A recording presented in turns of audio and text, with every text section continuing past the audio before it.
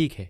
लोगो, internet पर विदेशी शत्रुतापूर्ण प्रवासी पुरुषों द्वारा यूरोपियों को परेशान करने की खबरें भरी पड़ी है। चार्ली वीच, जिनका मैं बड़ा प्रशंसक हूं, ने एक और सनकी के साथ ये बातचीत रिकॉर्ड की है। देखिए, इसे देखो, इसकी हालत देखो। मैं तैयार हूँ। देखिए अफसर, आप उसका पिछवाड़ा देख सकते हैं। हम वो देखना नहीं चाहते। नहीं, वह वो नहीं देखना चाहता। इसे देखो, इसे देखो। देखो, वो बस बच्चे के पीछे जाता है। लड़का वो भी एक मुस्लिम बच्चा है। अरे अरे, तुम क्या कर रहे हो यार?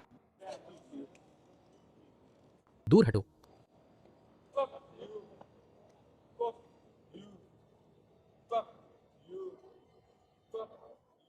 कम से कम वो सिर्फ स्थानीय लोगों के पीछे नहीं, बल्कि सबके पीछे जा रहा है। अरे उसे बी वर्ड कहो। मुझे लगता है कि तुम्हें पुलिस को बुलाना चाहिए यार। वो बेवकूफी कर रहा है। मुझे पता है वो सच में ऐसा कर रहा है, बच्चों को गालियां दे रहा है। और खैर, यही है, यही चार्ली वीच है। मुझे लगा वो चार्ली वीच था। खासकर जो उसने उस बच्चे के साथ किया, आपने वो देखा? क्या वो नशे में है या पागल है? मुझे लगता है कि वो दोनों में से थोड़ा थोड़ा है। मुझे लगता है वो नशे में भी है और पागल भी, एक ही समय पे, दोनों में से थोड़ा थोड़ा। हाँ, अभी तो वो सच में मजाक उड़ा रहा है। मुझे लगता है उसे बंद कर देना चाहिए। मुझे भी यही लगता है। वो कहाँ है? मैं इसे परेशान हो रहा हूँ, बेवकूफ परेशान हो रहा हूँ मतलब। वो बांग्लादेश से है। देखो, वे किस तरह के लोगों को भेज रहे हैं। चिंता मत करो, मेरी ओर मत देखो। मेरे पास मत आना, मैं तुम्हें गिरा दूंगा। ओए, मेरे पास मत आना। मैंने कहा मेरे पास मत आना। नहीं भाई, लोगों को तंग करना बंद करो यार।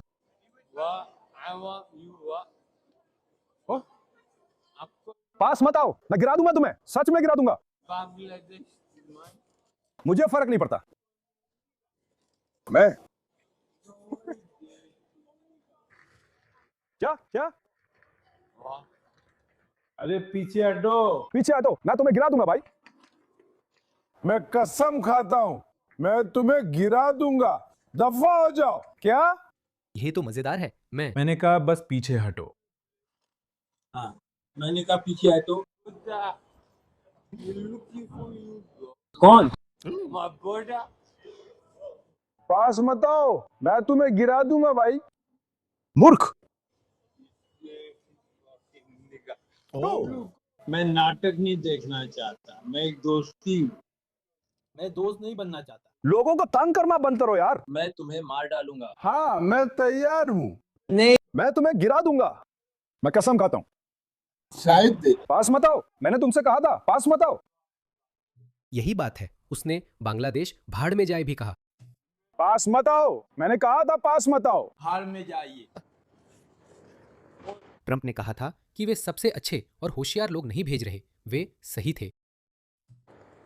कौन? पुलिस कहाँ है? तुम जानते हो वोकियो का क्या कहना होगा? वे कहेंगे, देखो, ये तो साफ है कि वो पागल है, साफ है वो संतुलित नहीं है, साफ है उसे मानसिक स्वास्थ्य की समस्या है, तुम्हें चाहिए ये आदमी उसे उकसा रहा है, वगैरह वगैरह। जानते हो क्या, मुझे फर्क नहीं पड़ता। मुझे फर्क नहीं पड़ता। जिन लोगों को मानसिक स्वास्थ्य की समस्या है, उन्हें बंद करके मानसिक अस्पतालों में क्यों नहीं रखा जाता? वापस लाओ वो पागल। पागल मानसिक अस्पताल केंद्र, जहां लोग बाहर नहीं जा सकते। जिसने इरिना जारुस्काय को चाकू मारा, वो मुकदमे के लायक भी नहीं है। कहा जाता है, इंग्लैंड में बच्चे को मगरमच्छ के बाड़े में फेंकने वाला आदमी भी मुकदमे के लायक नहीं है। तो मेरा सवाल है, अगर वे समाज के लिए अयोग्य और सार्वजनिक सुरक्षा के लिए खतरा है, तो बाहर क्यों हैं?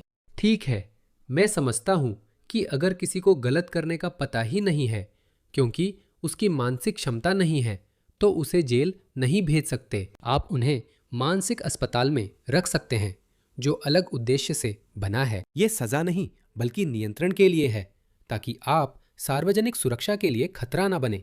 इसलिए उसे मानसिक अस्पताल में बंद करना चाहिए। मैं मानता हूं, उसे जेल में बंद नहीं किया जाना चाहिए, लेकिन उसे मानसिक अस्पताल में बंद किया जाना चाहिए। क्या आप हैं? कौन? ये आदमी कौन है?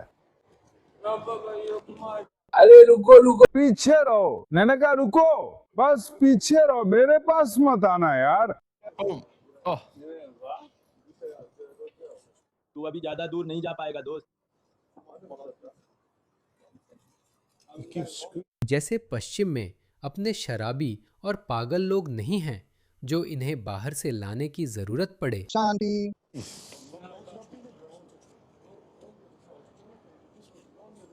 तुम ले लो। उसे पकड़ो, उसे पकड़ो, तुम उसे पीट रहे हो। जैसा कि क्रिश टकर कहते हैं, वो लगातार अपने दांत किटकिटा रहा है। अरे, वो देखो, बाकी नज़ारा भी उतना सुंदर नहीं है, ये मैं तुम्हें बता रहा हूं। चलो कहीं और चलते हैं, मुझे उसकी मानसिकता समझ नहीं आती। तुमने उसे दूर कर दिया, जाओ चले जाओ। क्या वहां और मासूम लोग नहीं हैं? तुम्हें क्या लगता है वो वहां क्या करेगा? क्या तुमने उसे अपने देश से निकाल दिया है? तुमने उसे यहां से हटाकर कहीं और भेज दिया। अगर वो यहां नुकसान पहुंचा सकता है तो क्या वहां नहीं करेगा? क्या वहां के लोग कम नागरिक हैं? उनकी सुरक्षा जरूरी नहीं? ये कैसी मानसिकता है?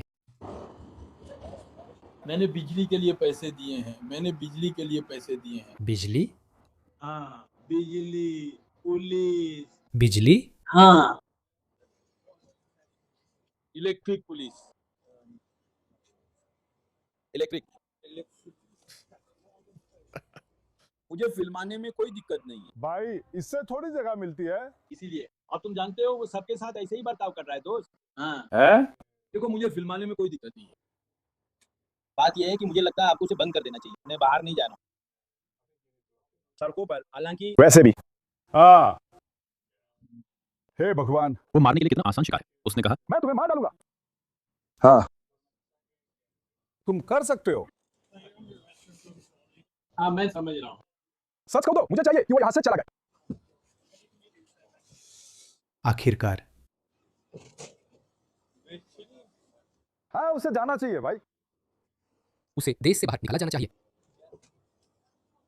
वो कल बाहर आ जाएगा, अगले ही दिन बाहर होगा। बहुत ही भयानक है। समय खत्म हो गया, देखो विरोध कर रहा है, देखो देखो।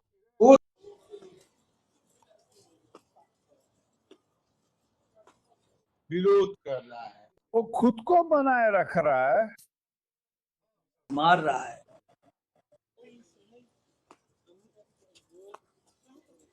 मुझे लगता है वे उसे उसी कमरे में ले जाएंगे जहां उन्होंने उस पीड़ो को ले गया था। आप उसकी पिछली तरफ देख सकते हैं, अधिकारी, प्लम्बर की दरार।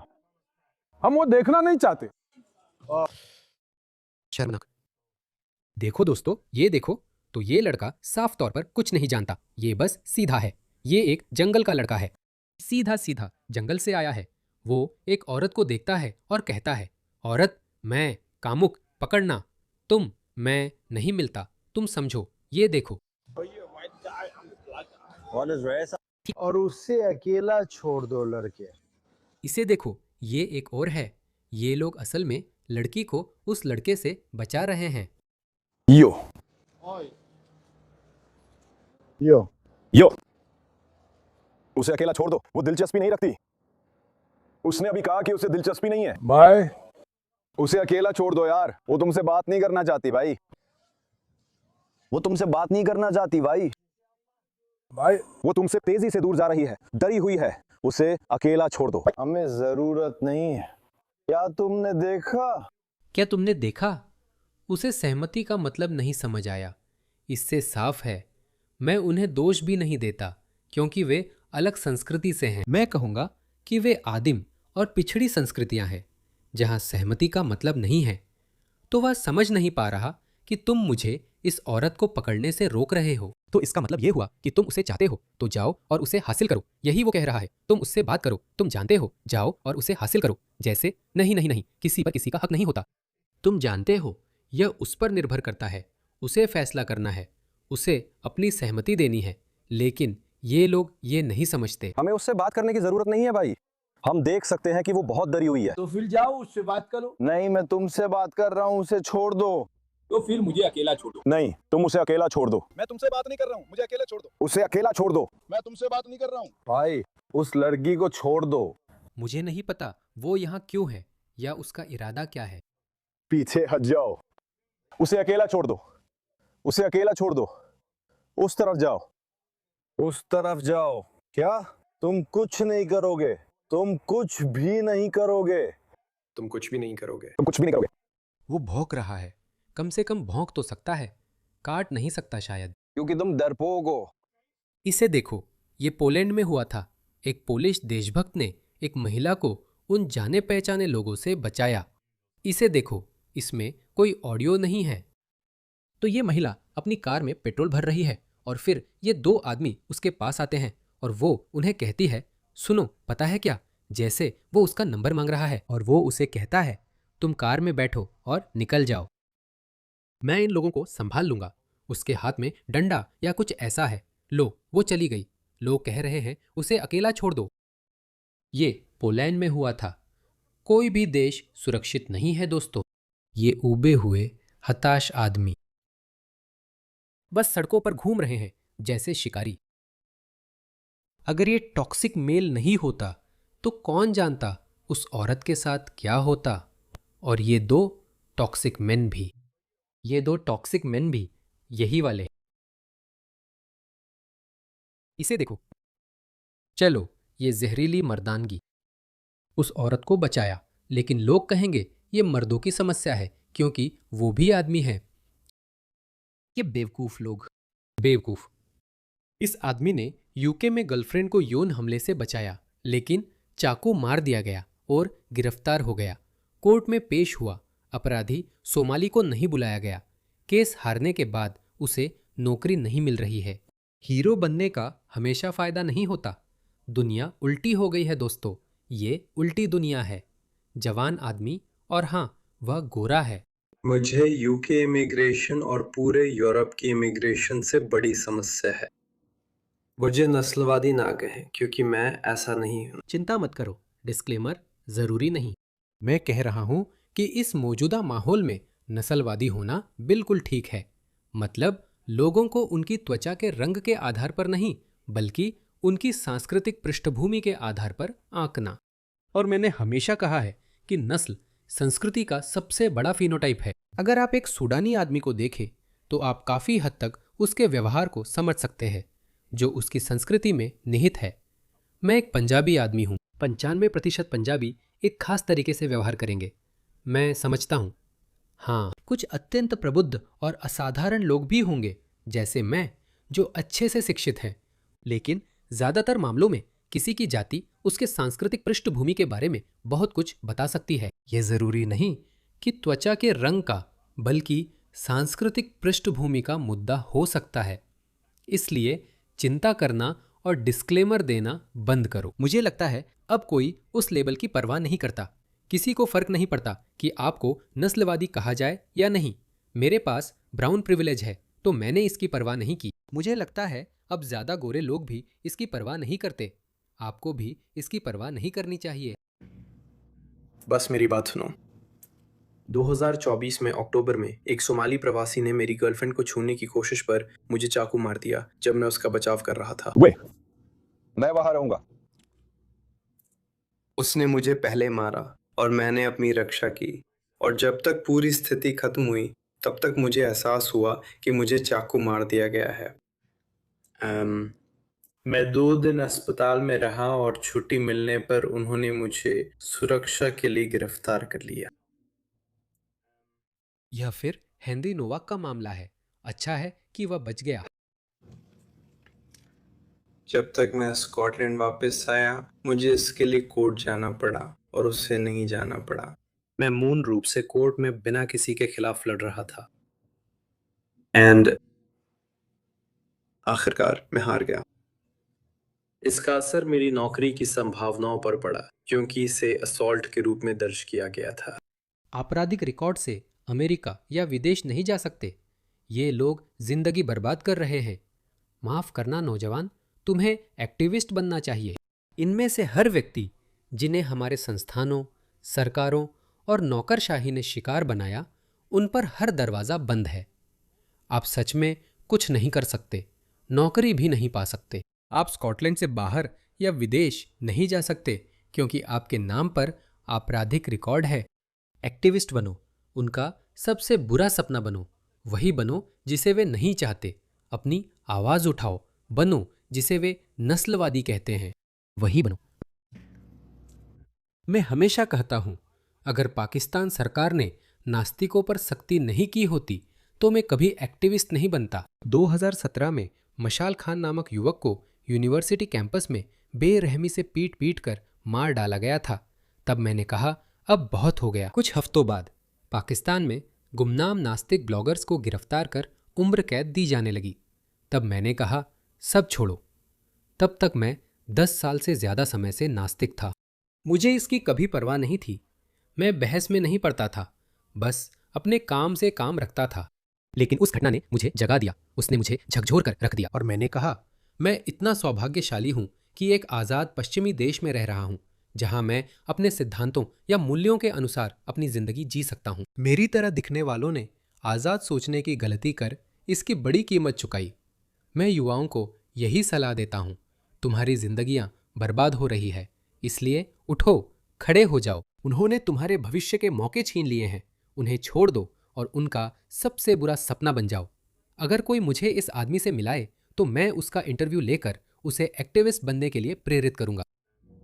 अब वो सब चला गया है। मैंने इसे फिर से कोर्ट में ले गया। उन्होंने मूल रूप से ठीक है, माफ करना, मैंने वो नहीं सुना।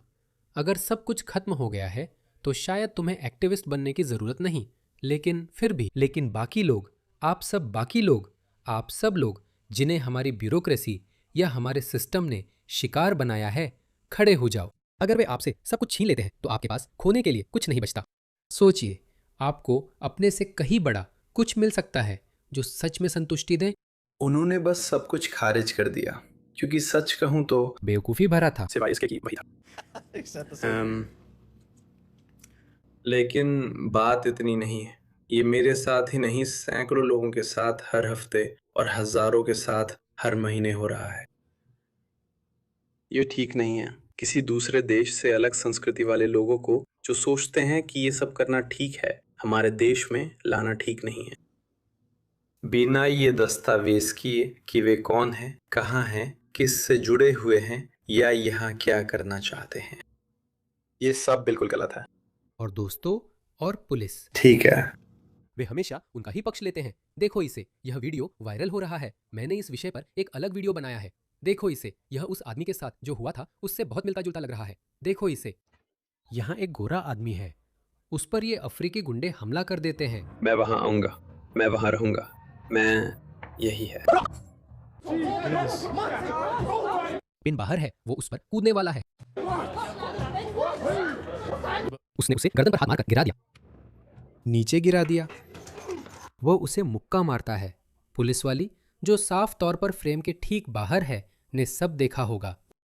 और सोचो उसने क्या किया। वह उसी आदमी के पीछे जाती है जिसे हमला किया गया था, सिर्फ इसलिए क्योंकि वह गोरा है। उसने उस पर वार किया क्योंकि उसे नहीं पता था वो कौन है। अभी अभी 2 गुंडों ने उसके सिर पर मारा था।